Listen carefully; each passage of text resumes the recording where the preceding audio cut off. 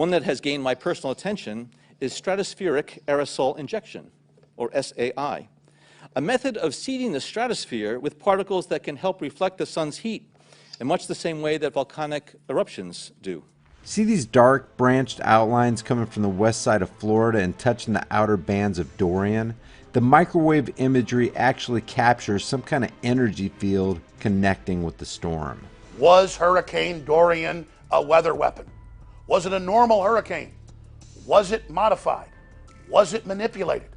We're told by the global warming advocates that hurricanes are all our fault and that we should pay big megacorporations carbon taxes because we have modified the weather.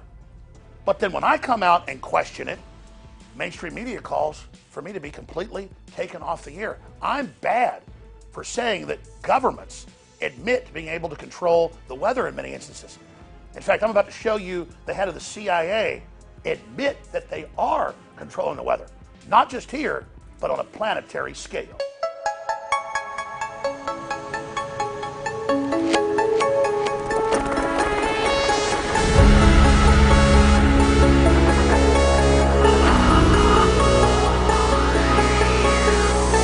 InfoWars, tomorrow's news today.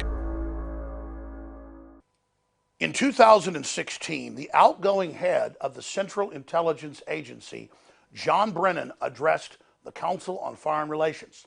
The CIA actually picked up the report and created a transcript that's at cia.gov.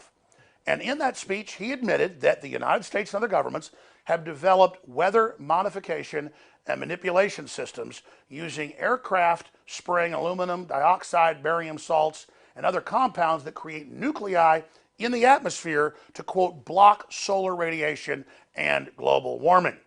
In 1992, scientists won a Nobel Prize for developing the plan. By 1996, the Department of Energy was testing it all over the United States and many parts of the world. Now, the program has been declassified since 1996, that is, its existence. But the specifics of the program have remained classified until about 2018, where they began to admit more and more of the particulars. That seemed to come after Brennan admitted to its existence. But the CFR itself has put out giant reports calling for geoengineering to save the planet. Bill Gates has come out a decade ago and invested billions of dollars in secret projects, but he admits he's invested to control hurricanes, to stop hurricanes, to steer hurricanes, to make them weaker, to make them stronger. And it's been in the Smithsonian, it's been in the BBC News. In Dubai, they have ground radar systems that are able to create rain by manipulating the atmosphere and forming nuclei for water vapor. The Chinese government admits they do it for the Olympics and for national parades. The Russians do it. You can hire companies that can guarantee get snow at your ski resort. I had the father of weather weapons on, Ben Livingston, more than a decade ago, right after a lot of the U.S. weather weapons program from Vietnam and after was declassified. But why is this so important? Well, because George Soros and the Democratic Party have come out and they want it outlawed for citizens to talk about the weather modification. So we're going to get to Brennan's report right now and then come back and break down the latest. Another example is the array of technologies, often referred to collectively as geoengineering, that potentially could help reverse the warming effects of global climate change. One that has gained my personal attention is stratospheric aerosol injection, or SAI, a method of seeding the stratosphere with particles that can help reflect the sun's heat in much the same way that volcanic eruptions do. An SAI program could limit global temperature increases, reducing some risks associated with higher temperatures and providing the world economy additional time to transition from fossil fuels. This process is also relatively inexpensive. The National Research Council estimates that a fully deployed SAI program would cost about $10 billion yearly. As promising as it may be, moving forward on SAI would also raise a number of challenges for our government and for the international community. On the technical side, greenhouse gas emission reductions would still have to accompany SAI to address other climate change effects, such as ocean acidification, because SAI alone would not remove greenhouse gases from the atmosphere. On the geopolitical side, the technology's potential to alter weather patterns and benefit certain regions of the world at the expense of other regions could trigger sharp opposition by some nations. Others might seize on SAI's benefits and back away from their commitment to carbon dioxide reductions.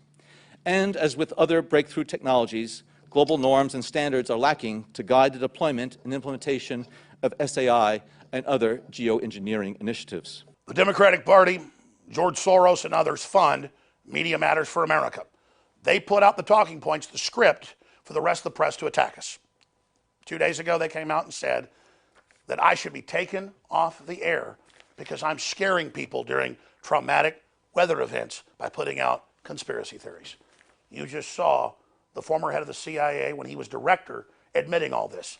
The Secretary of Defense, William Cohen, in 1997, gave a speech to the Pentagon and admitted earthquake weapons, weather weapons, and more. I had the former head of HAARP on years ago, Benton K. Parton, talking about how HAARP could manipulate the weather. I had the civilian director of HAARP on 15 years ago who admitted they can ignite the atmosphere with it and control the weather. But I need to be taken off the air, not because I'm lying, but because they don't want to have a discussion in public about what's happening. Because what's really going on is governments and others are able to use weather weapons for devastation. Then they blame the general public and hold us ransom for trillions of dollars of carbon taxes literally paid to the EU, the Democratic Party, the Rothschilds, and others. Look it up. The carbon exchange is owned by Bill Clinton, Lord Rothschild, Al Gore, and a few others. They're set to make trillions a year off of it. So yes, we're having some extreme weather. And yes, a lot of it is being manipulated. Here's more of the articles. Bored with PCs, Bill Gates sets his sights on controlling the weather. That was 10 years ago. Bill Gates wants to stop hurricanes 10 years ago. China filmed using weather control to change directions of typhoon. And then the media reports on it, but makes fun of it when you can clearly see the energy beams being fired out that form the nuclei and weather fronts that, again, steer the hurricane away from China. U.S. Patent and Trademark Office goes into all the weather modification patents and how electromagnetic radiation from the ground or the air can be used to manipulate it. In 2004, it was declassified. CNN even covered it, that weather weapons had been certified and developed by 1967, and the Stanford Research Institute found that the United States could create hurricanes, kill hurricanes, strengthen hurricanes, weaken hurricanes, and steer hurricanes. But that's okay. What do you do to block our reporting when we're just showing you the facts and interviewing the original experts? You just have The Hill and others come out with articles saying, John Kerry trolls InfoWars for claiming he used an energy beam from Antarctica to control Hurricane Lane. When all we did was report on meteorologists that pointed out from satellites and Doppler that there was a clear energy beam directing and steering the hurricane. The truth is, I told you 25 years ago about animal-human hybrids that they were growing human organs in. That's because it was in mainline research papers, but not in popular culture publications. I told you about Jeffrey Epstein running eugenics operations from a secret island and secret breeding programs because he was in the white papers 20 years ago with David Rockefeller, Ted Turner, and others at an institute he ran in New York. I didn't just guess all this and then it magically came true. It was already true. I'm not predicting what's going to happen. I'm telling you what's already admitted to be going on. 30 years ago, there were mainline studies around the world that one chemical alone, atrazine, was causing frogs to be sterile and to be attracted to the same sex, causing collapses of their populations and even extinction. But again, I'm the gay frogman. On hundreds of issues, I've told you not what's coming, but what's already here. It's more important than ever that you realize on thousands of subjects, we've done the research. And it sounds crazy because truth's stranger than fiction, but all we're doing is telling you the truth. And how scary is it that even if I was wrong about weather modification going on, it's my right to say it. But you sit here and you read what the CFR says or what Media Matters says or what CNN says, and they're like, Jones has mainly been taken off the internet, but he's still on talk radio, and he's still hurting people, and he needs to be dealt with. Truth is, I'm not hurting anybody. I'm only getting people to think for themselves. And the establishment doesn't want you thinking about the scientific system they've set up. They want to have their technological breakaway civilization that President Eisenhower warned us about in his farewell address. He didn't just warn of a military-industrial complex to beware. He said that a technological elite was going to hold the world captive by having a breakaway scientific system and not letting the public be aware of what they were doing. That's because even in 1961, they had proposed to him many of the things they're doing today. Weather control, social media, the breakup of the family, and Eisenhower was very, very upset about it. They also proposed to him staging terror attacks on U.S. cities, mass shootings to repeal the Second Amendment and launch a war against the Soviets. He said no to that program, and so did Kennedy.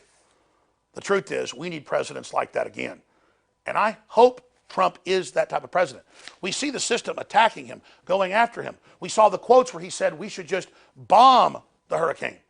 Well, that's because he knows they can bomb it with certain types of isotopes and certain types of particles that would kill the hurricane. Now, he later denied it because he knows the public isn't ready for the truth. But I think the public can handle the truth. And a few good men, you've got the Marine Corps officers saying, you can't handle the truth.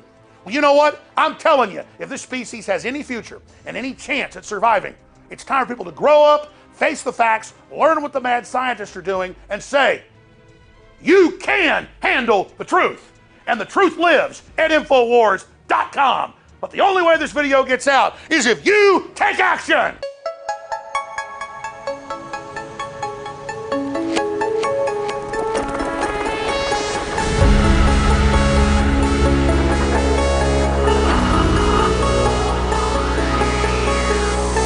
Infowars, tomorrow's news today.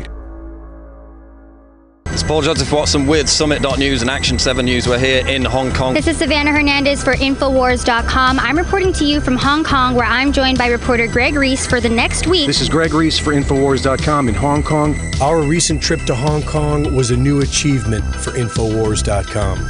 Despite being the most banned broadcast in the free world, we continue to win because of our great, strong, loyal audience. We have Dan Lyman covering Infowars Europe, Paul Joseph Watson in the UK, Millie Weaver and Caitlin Bennett in the American heartland, and from Austin, Texas, a team of reporters and crew ready to be dispatched wherever the story is going down. We are not done winning, and with your support, we will keep winning. We have to keep winning. We have to win more. Go to InfoWarsStore.com. You have gone to InfoWarsStore.com and gotten books and films and supplements and t-shirts and water filtration, air filtration, and things you need